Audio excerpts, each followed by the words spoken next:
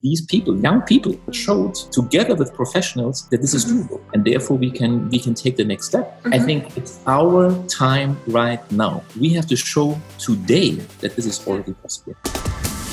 18 teams, 11 countries, an international competition for young and creative students, building 18 houses in Wuppertal, energy efficient and social aware. Hello, nice to meet you. Maybe you can tell me who you are and where you're from and what team are you on and what is your role in your team? My name is Dirk Kebel. I'm professor for sustainable construction at the Karlsruhe Institute of Technology. The abbreviation for that one is KIT or KIT. And we are basically the roof kit team for the STE 21 in Wuppertal.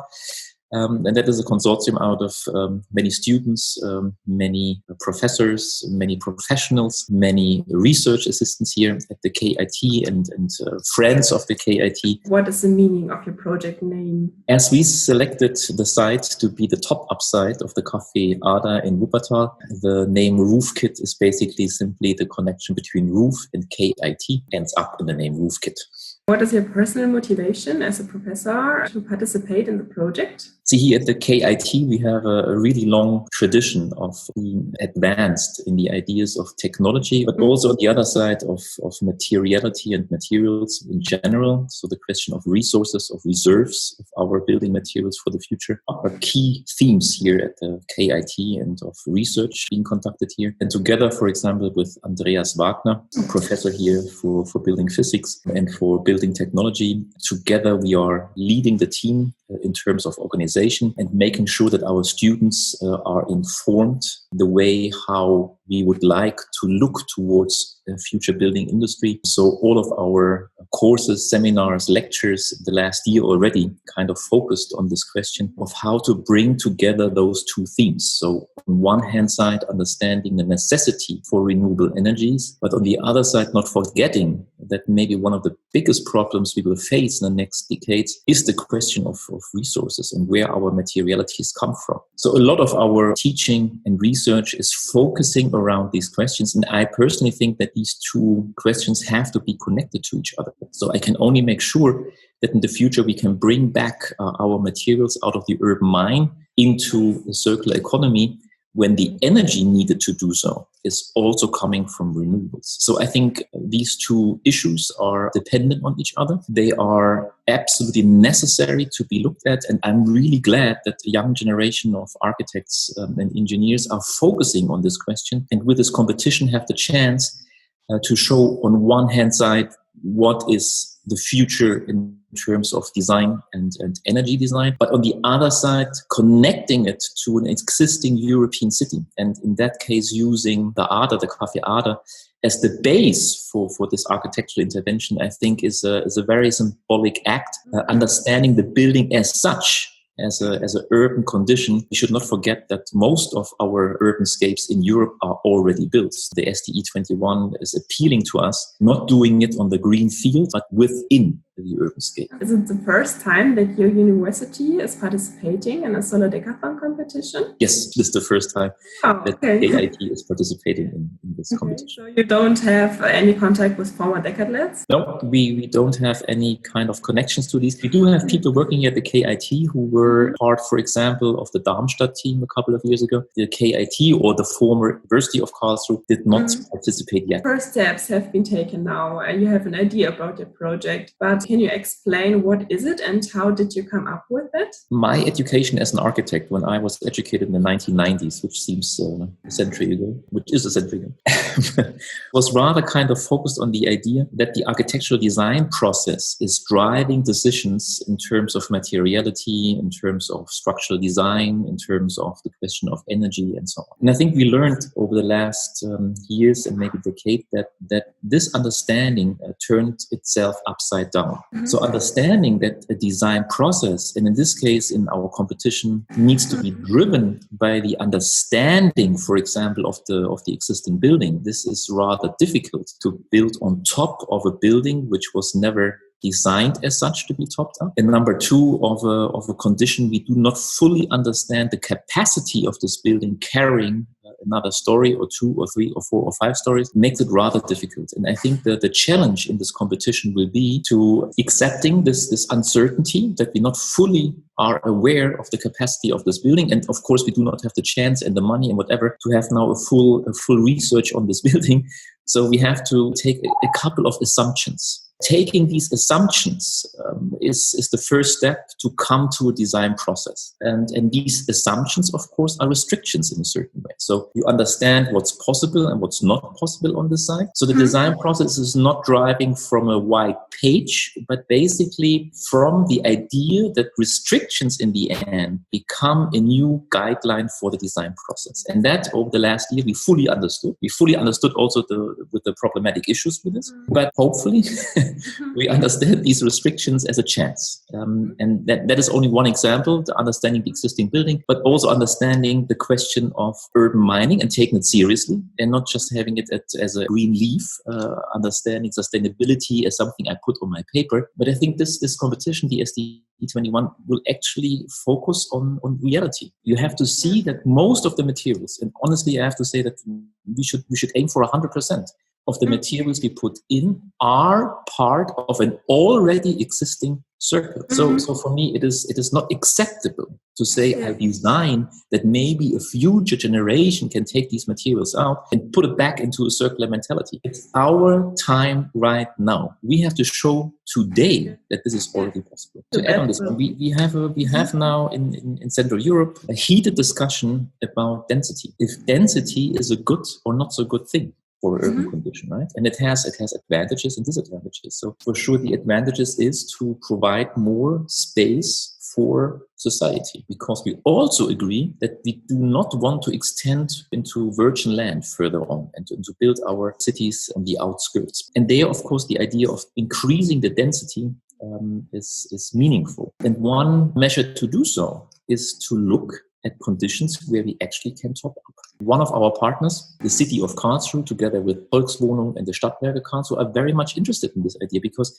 a lot of these buildings which were built in the 1960s, 1970s actually have the chance to be topped up. But this has consequences for the urban scale. So it is not only that you bring in 300 new apartments on top of a building, but the question then comes, okay, what is with the urban infrastructure? What does this mean for urban settlement in terms of a neighborhood condition? Do I need new kindergartens? Do I need new schools for this? Do I need a new public transport system for that? And does the city actually hold up to these new conditions? It is not only the topping up, it is a kind of a network that all of a sudden lays out in front of us, and that makes this discussion also very, very valid for the next decades to come. What have you enjoyed most about the project so far? We traveled twice now with students groups to Wuppertal to experience this society in change in Wuppertal, understanding this quarter of Myrte as a developing system, understanding also that this development comes from within, from the people themselves, taking certain measures in order to advance their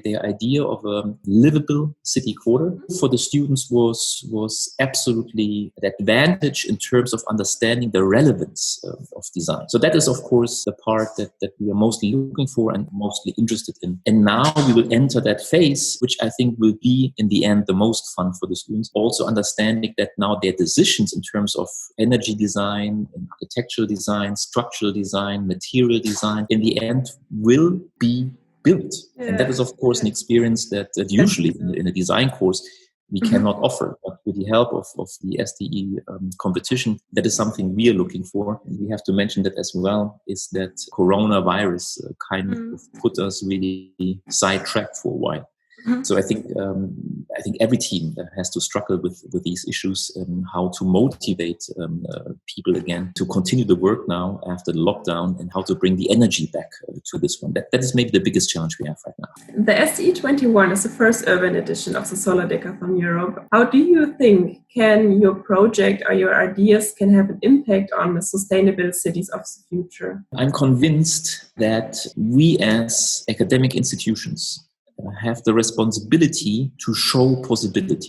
We as architects and engineers and as a society at large are very fast in asking political decision makers to give us boundaries, right? To say, oh, well, if politics don't do this, we cannot do that. And I'm not allowed to do this. And I don't believe in this. I believe in the idea that with the help of our academic research, we can lay or path the way that in the end, political decisions are very easy to take because we demonstrate beforehand that this is technically feasible, that this is on an urban level feasible, that this is in terms of economics and ecological ideas feasible. I understand this competition as a feasibility study. And the moment we show, we have to understand that this group of all participants have an incredible political power because we can show and demonstrate that this actually works. And then it is easy for decision makers to say, well, these young people showed together with professionals that this is doable. And therefore we can take the next step and kind of introduce new visions and new steps along our way to reach a society which is carbon neutral and to reach a society which introduces a real 100% circular economy. Yeah, in the last few months, many people have only been able to work virtually. This is one of the reasons why the SE21 was postponed to the summer of 2022. How is the coronavirus situation in Karlsruhe right now? And how does it currently influence your work? As a public institution, as a university, the condition is similar, I think, to every other university in Europe right now. We have to take measures. We are moving towards a hybrid condition where some of our teaching is done digitally, where some of our teaching is done in presence. And of course, our focus right now is on those who start their study program, those students who never saw the university actively from inside.